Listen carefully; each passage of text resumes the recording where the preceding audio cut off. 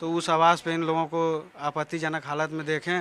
रामकृष्ण इकलौते ऐसे शख्स हैं जो आलोक के बचपन के दोस्त हैं। मतलब आलोक के बारे में जो कुछ भी है आज जो कुछ भी कोई जानता है, तो आप समझ सकते हैं कि जो बचपन के दोस्त होता है उससे कुछ छिपा नहीं होता। हम आज भी उनसे रिक्वेस्ट करते हैं कि वो उस आदमी के पास न जाएं, क्योंकि सौतेला बाप सौतेली बेटियों को कभी बेटी नहीं मानता है। आप भी देखते हैं ज़माने में कि कितनी गंदी नज़र से देखता है। इस चीज़ का बस ख्याल करके उसके पास प्लीज़ आप न जाएं तो अच्छा होगा। हर सौतेला बाप अपनी सौतेली बेटियों की ज़िंदगी बर्बाद करता है और उसे बहुत ही गंदी निगाह से देखता है। तो इस बात का आप हमसे बेहतर आप जगह जगह देखती हैं, आप खुद न्यायालय भी संभालती हैं और कार्यालय भी संभालती हैं, देखती रहती हैं।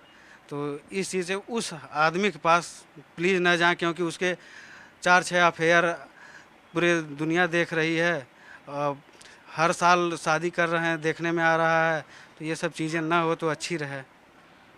तो हमने शादी कार्ड हम ही लोगों ने छपवाया था, उस पर कहीं जिक्र नहीं था। जानते ही हैं फ़ोटोशॉप का ज़माना है, कोई कहीं से लिख के चीट कुछ भी चेंज कर सकता है। तो शादी वाली बात उस समय सबको क्लियर थी। हालांकि ये दूर की रिश्तेदार भी हैं, ज्योति मौर्य जो इनके एक चाचा हैं घनश्याम, उनसे डायरेक्ट रिलेशन था इनका। उन्हीं के माध्यम से शादी हुई थी। इनके एक चाचा इनके जस्ट बगल में दरोगा थे, चिरई गांव के पास जो थाना था। हाँ, पहले सिपाही थे, फिर वहीं पे दरोगा हुए। तो सारी चीज़ें क्लियर थी। हम ही ने उनका वेरिफिकेशन कराया। पुलिस वेरिफिकेशन जाता है, कलेक्ट्रेट से जाता है, हमने कलेक्ट्रेट में रहा है। तो ये चीज़ें पहले से ही 2009 से ही क्लियर थी कि हाँ ये सफाई कर्मी हैं। जैसे जो आलोक के पापा हैं, ये बछवल चौराहे पे बस जाती थी बनारस की।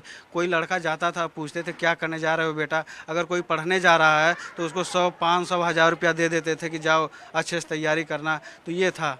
लेकिन उन्होंने एक बदतमीजी भरी बात कही थी। उनके पिता को बाप कह रही थी, बाप बाप कह के बात कर रही थी। और ये कह रही हैं कि तुम सफाई कर्मी हो, तुम्हारे मन में वही कूड़ा उठाते हो, कूड़ा भरा। ये सब उनकी तुच्छ मानसिकता का प्रमाण था। तो आप आलोक ने कभी अपनी अपनी बातें आपको कही कि कब से लड़ाई झगड़ा कैसे शुरू हुआ, कैसे मनमुटाव शुरू हुआ, कब से वो लग रह रही है? जी, ये एक बार बताएं कि जो सरकारी आवास था वहाँ पे, तो उस आवास पे इन लोगों को आपत्तिजनक हालत में देखें। तो कौन सा सरकारी आवास? जो एसडीएम का सरकारी आवास होता है, उस समय ये इलाहाबाद ही थी। तो उस समय नहीं बताएं, ये बहुत तकलीफ़ में थे आलोक जी, लेकिन बता नहीं रहे थे, किसी से भी नहीं कुछ शेयर कर रहे थे, काफ़ी तकलीफ़ में रह रहे थे। जब ये देखें कि ये लखनऊ गई, वहाँ भी यही चीज़ था। और फिर इनको व्हाट्सअप चैट पे मिला कि हमें ही मारने की प्लानिंग की जा रही है।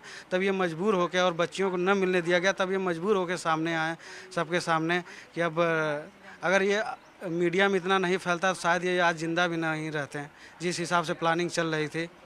और रही बात, एक सबसे बड़ा इल्ज़ाम वो लगा रही है कि दहेज की बात। तो धूमनगंज थाने में झलवा इलाके में जो इनका मकान बना है, उसकी रजिस्ट्री में आप देख लीजिएगा पैसा कहाँ से ट्रांसफ़र हुआ है। आलोक के पापा प्रिंसिपल से रिटायर हुए थे।